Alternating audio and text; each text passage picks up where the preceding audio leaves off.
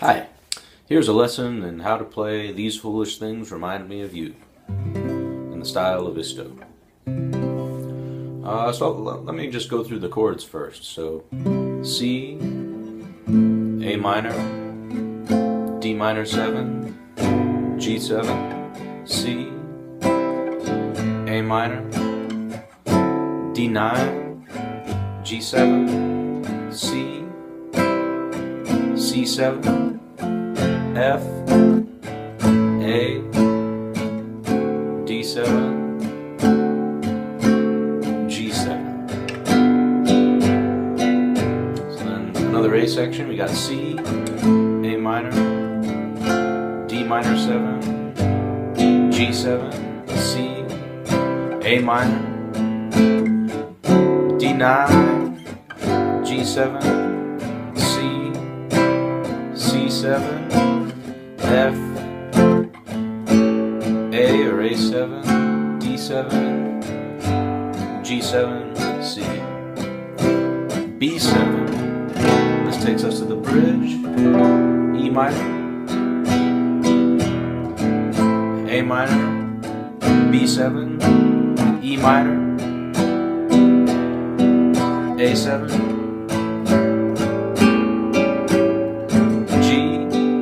minor, A minor, D7, G, A7, D minor 7, G7, C. Back in an A section, A minor, D minor 7, G7, C, A minor, D9, G7, C, C7, F, A7, D minor 7, G7, C. And there are a whole lot of variations to those chords that I might play when I'm going through it. You might turn that A minor into an A minor 7 just by lifting up your third finger there. For those D minor 7s, you can add the ninth to those too. So if you replace that the first fret of the first string with an open first string, because that's the melody note.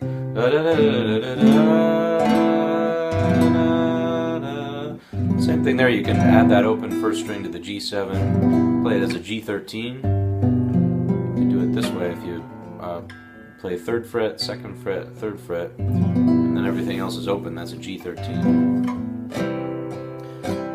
On your way from C to C7, that's where you add your little finger on the 3rd fret of the 3rd string.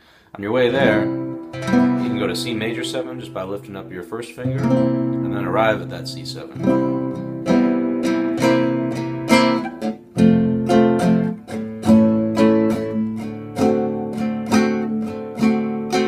What else? Well, that's the basic chord progression. D9, if you don't know that one, that's a good one to learn. So it's the 5th fret of the 5th string, 4th fret of the 4th string, and then the 5th fret of the 3rd, 2nd, and 1st strings, all with a flattened 3rd finger. So if that's a new shape for your hand, practice it. It's a good one to get down, flattening out that 3rd finger, but then also keeping these ones arched in the regular way. Some people play it like this, where you mute the 1st string instead of, so that way you can use 4 different fingers instead of putting your 3rd finger in that weird position. You could also, what could you do? You could, if you have trouble getting all the notes out, you could use your little finger for that first string. Anyway, I usually play this song as a fingerstyle piece, but in the YouTube video I made recently, I use a pick. But it kind of works either way. So when you start adding the melody to it,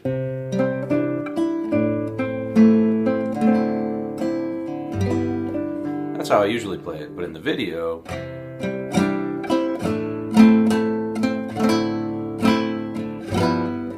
something like that. But I'm using a pick instead of strumming with my fingers. But you can do it either way. But the idea here is you got C, you add this 3rd fret of the 2nd string, add that D, and then melody note is here on the 1st string. So at the beginning, you want to hear this as the melody.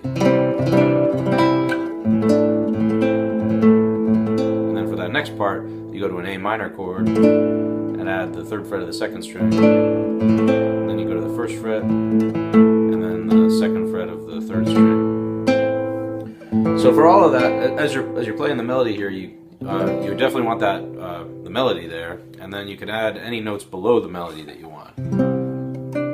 So you could do it this way. You could just play the chord at the beginning, and then just play the melody, or you could strum each time, but just stop as you get to that melody note. Or you could mix it up a little.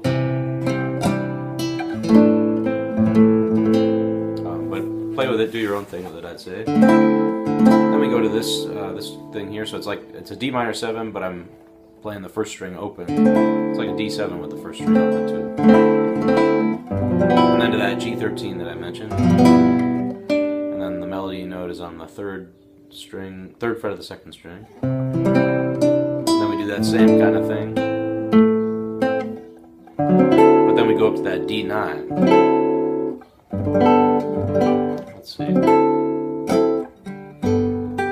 think I do it something like that. So I play a D9, and then I probably use my thumb to play the bass note, so the 3rd fret of the 6th string.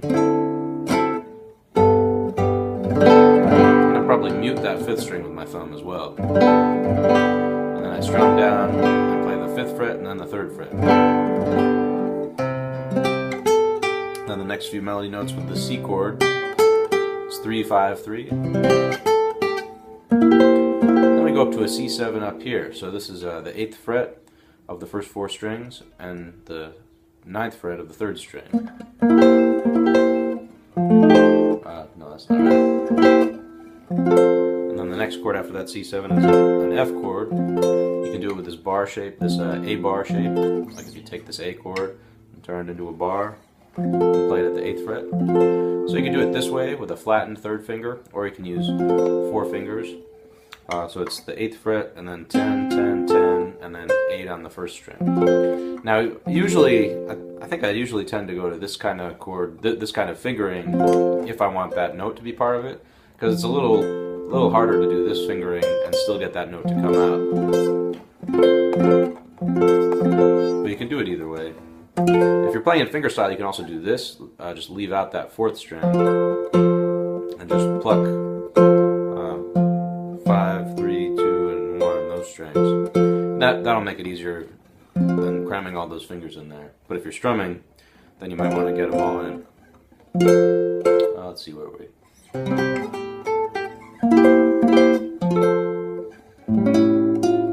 So that's the same shape we were using for the C7 here, but at the 5th fret it's an A7, and I strum.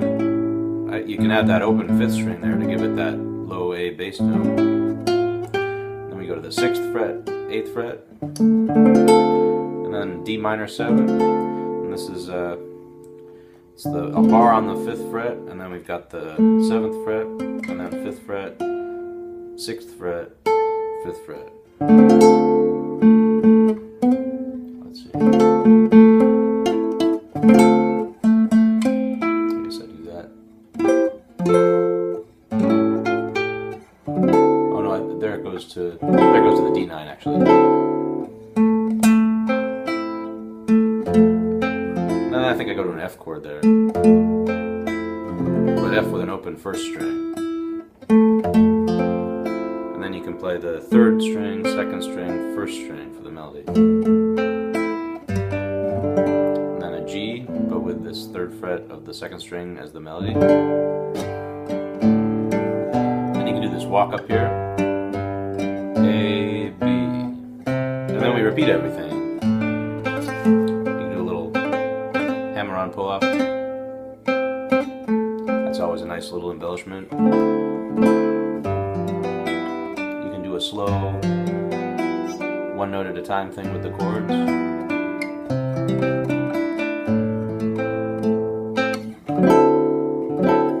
You can add that note in if you want. I might do this when I get to that G chord. I play just that 5th fret by itself with these open strings, and and then add the thumb note in.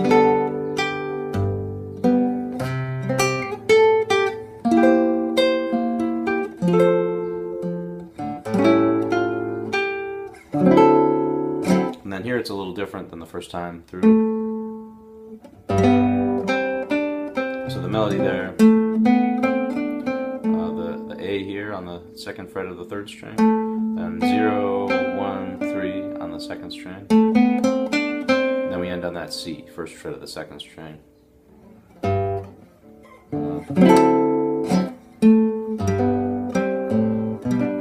could do that there. It's the same three chords, like if you know Blackbird, if you know that, or if you know Alice's Restaurant. There are a lot of tunes that do that. That's the third fret of the sixth string, second string open, then fifth string open with the first fret of the second string, then second fret of the fifth string, third fret of the second string. So you could do that on your way to the C, or you could do.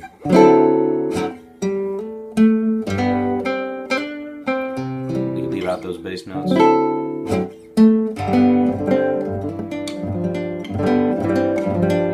You could do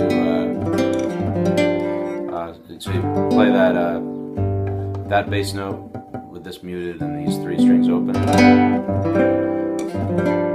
and then put these fingers down where they would go for a C chord, and then cram that second finger in there on the third fret and add your little finger on the third fret.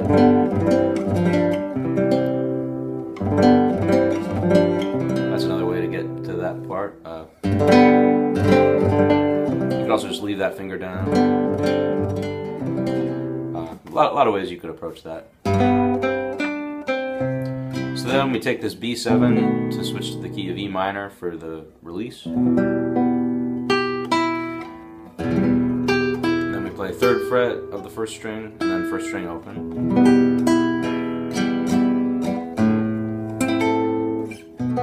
So then if we play,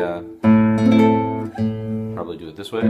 So first finger on the fifth fret on the first three strings, and third finger here on the seventh fret of the fourth string, and then that open fifth string. That gives you a nice A minor chord. And then this B7.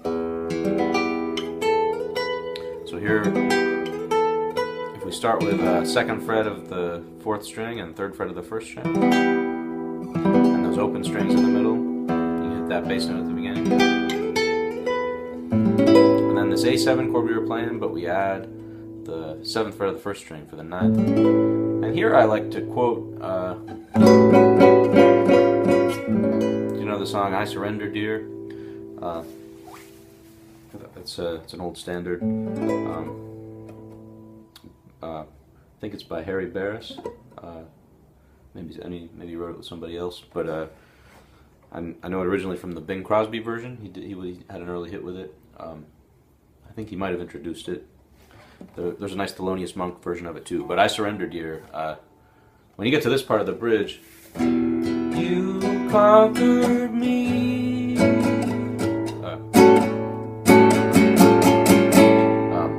Just kind of makes sense, I think, to quote I Surrender Dear at the part where you conquered me. You conquered me.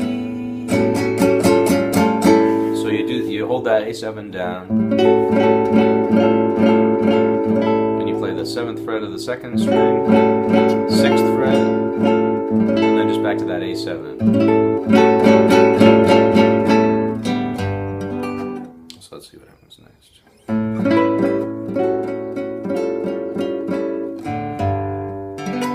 So here, if you can reach this far, you can play that 3rd fret of the 6th string, 7th fret of the 1st string, mute the 5th string, and get these other open strings in there.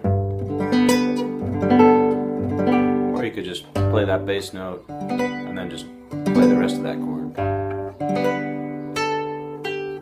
And then A minor 7. So there's a bar at the 5th fret on the first 4 strings and an open 5th string. And then 7th fret of the 1st string.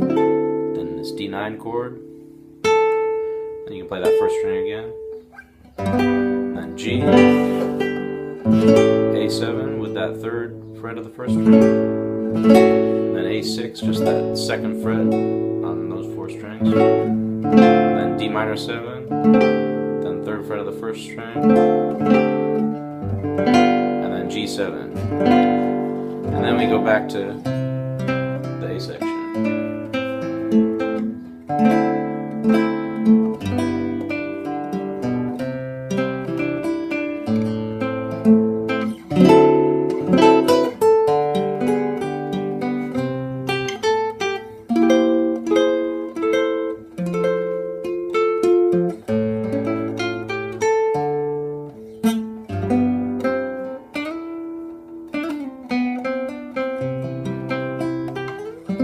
I always like to end with one of these. Just put down a C chord, play the notes one at a time, and add the 3rd fret of the 1st string, then bar the 5th fret with the 8th fret of the 1st string. So that's just a nice little C chord arpeggio. So that last A section, I tried to do a little bit more of the finger picking kinds of things I do.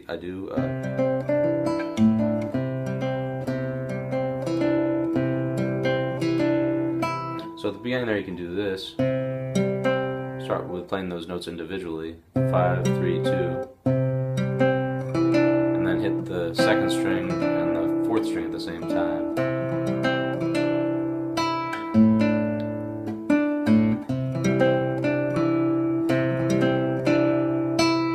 Then open 1st string. Then open 5th string with that 3rd fret of the 2nd string.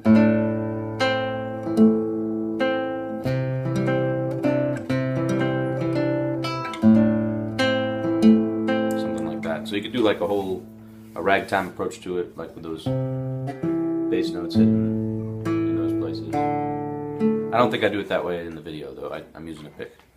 But yeah, a lot of options here, and just you can kind of fill in the chords however you want as you're going through. But play around with it, see what you can do. And I'd say first of all, just memorize the chords. That'll help you get your way through it.